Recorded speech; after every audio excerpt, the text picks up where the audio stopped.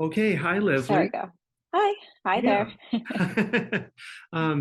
So for everyone, this is Leslie Daugherty.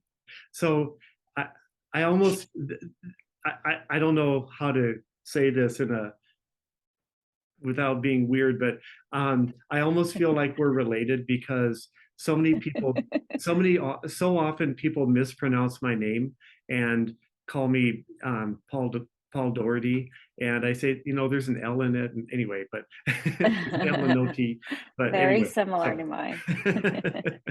yeah. So the theme today is dealing with family conflict.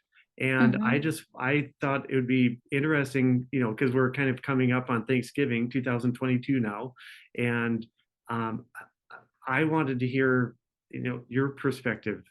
So just Sure. real, give me another 20 seconds and then I'll let you talk. So, Okay. so from my standpoint, um, as the lawyer, a lot of times people come to me and like want me to implement something in a legal document, and it all kind of boils down to family conflict or family dynamics and different things like that. So for example, like recently, someone asked me how like how you'd go about disinheriting a child in a document, which obviously goes down to not having a relationship with that with the adult child and stuff. So anyway, here we go. Yeah, do you have any like just common advice for people dealing with this topic?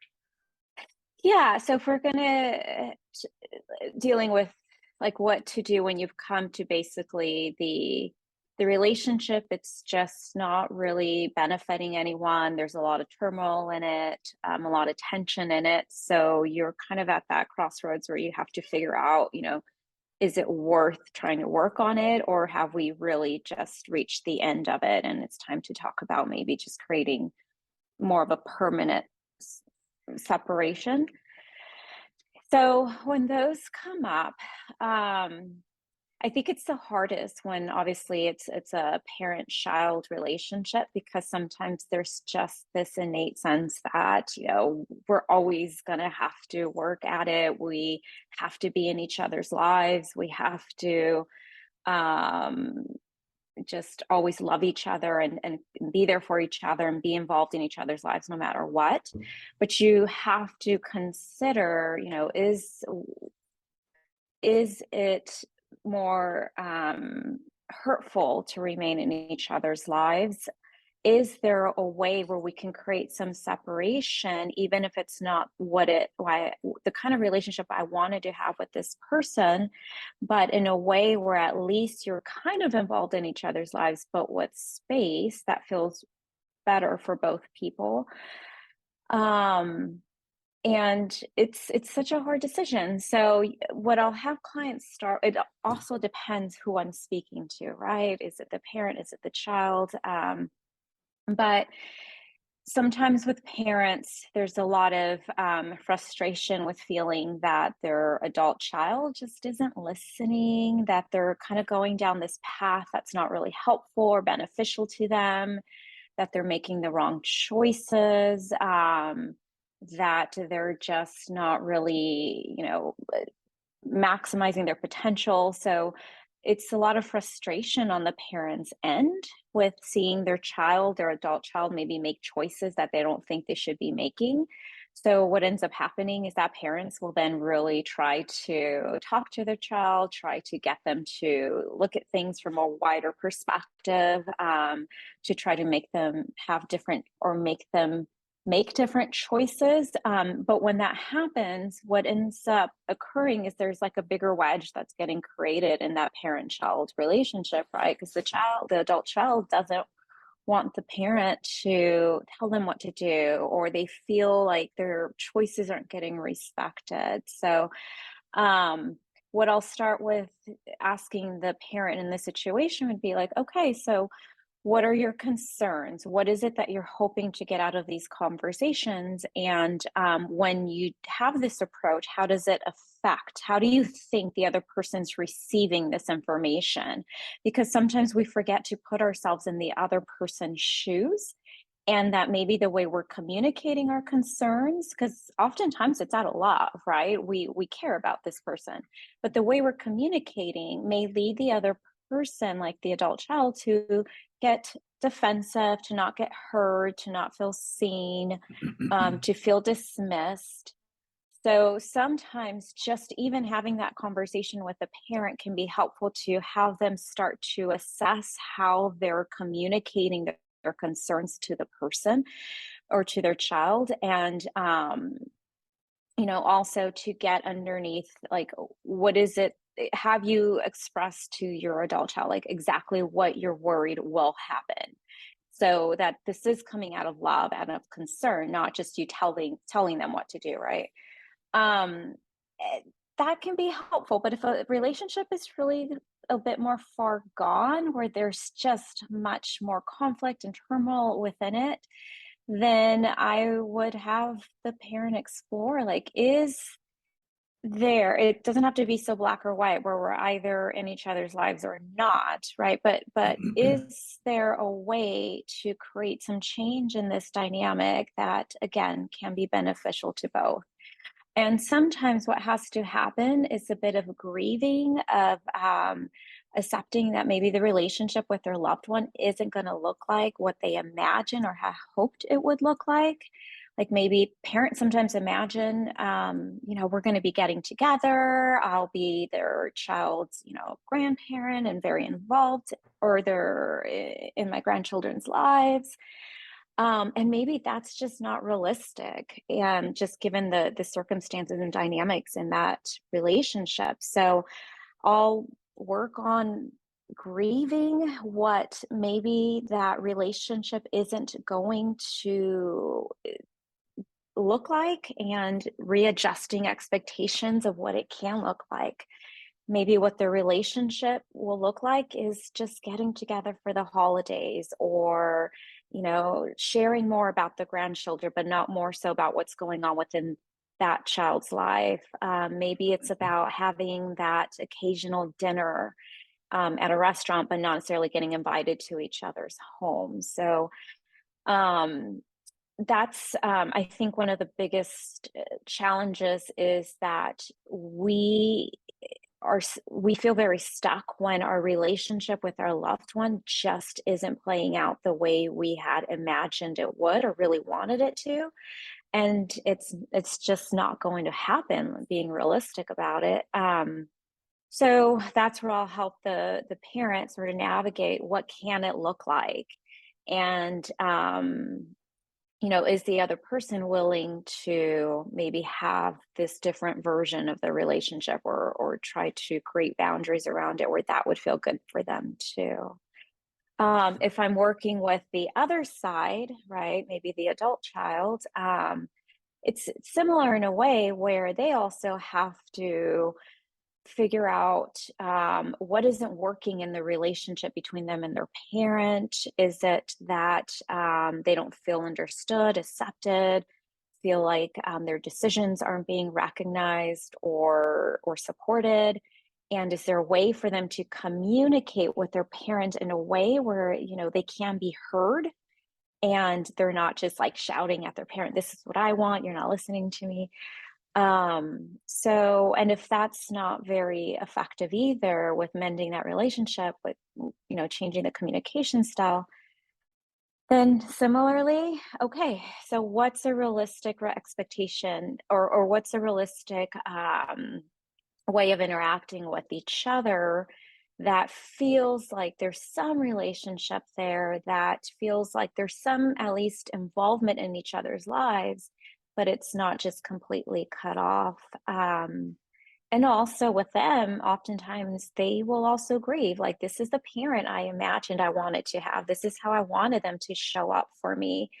And understanding and accepting that it's just not going to look like that, but maybe it's okay. Maybe it'll look different, but at least they're still in their lives in some way. Yeah, Mhm. yeah, that's really interesting. As you were talking, I was actually mapping out some of the different dynamics, and it's you could actually chart this all out. There's so many moving parts. Just Yeah. um, just universally, and again, taking like parent-child. Um, so for any given parent and a child, there's a whole bunch of different, just very basic dynamics. Um, the parent has a like a yearning, a deep down yearning for legacy, or to be. It's a need for importance, Hmm. I think, and that parent may or may not also be doing personal growth. Sometimes they do, sometimes they don't. The child is, I mean, it, well, certainly doing some growing, and then usually during childhood, and then that may or may not stop. Um, and then the child has, well, I think maybe this is just me. Years ago when my mom was still around, I had this uh, like yearning for the simpler times of childhood. And I'm not Hmm. sure if other people have that, but I would think it's probably universal. But then there's also like this, yearning to grow, or like desire to grow, develop other relationships, get married, maybe have children, other children, and the whole thing just um, gets all messed up. Complicated. And then we have Michael Zalno here is watching also. One of the things he and I deal with is then you have if you throw a family business in the mix, that makes it even more complicated. Um, Okay. but yeah, so I know in my personal history, my family was um, they were all experts at codependency. And Hmm. like I had a PhD in how to be codependent by the time I was in, I don't know, sixth grade or something like that. Yeah. Yeah. And like when oh, I don't know if I should laugh or not, or mention this on a public video or not, but what the heck. So just to give you a flavor, um, when I got married, um, my mom was crying in the pictures, like the from the loss of her child, and then Her and perceived my loss. wife and I Yeah. had to actually move across country, so that's why we're in Arizona Yeah. now. I Yeah. mean, yes, there are some other practical reasons, but I think like deep down, what pushed us psychologically was just having to have some kind of separation from my mom. And I mean, she's passed away. I wish she and I could have at some point had a natural Hmm. relationship, but it just didn't work. And so we actually had to have a physical separation. Um, Hmm. so anyway, Yeah, and that was a boundary you recognized, you and your partner recognized was needed, right? yeah, Like there's just for us to create our own separate family, um, we just need that physical distance. And for some, they don't need to move out of state. Maybe it's just being very firm, right, with how often they visit, how often they take calls from the other family member. But sometimes it just feels like you really need to right, leave right, the state. Um, and that is, obviously, as you're sharing, it's not necessarily the way you wanted it to play out. But there's what's so important is for people to recognize you can only change your end of things, right? You can only change your behaviors, how you interpret situations, how you respond to things. So if you are willing to, have a conversation with mom about, hey, this isn't working, I still love you and I want to be close to you, but the way things are right now, it's just not helping me.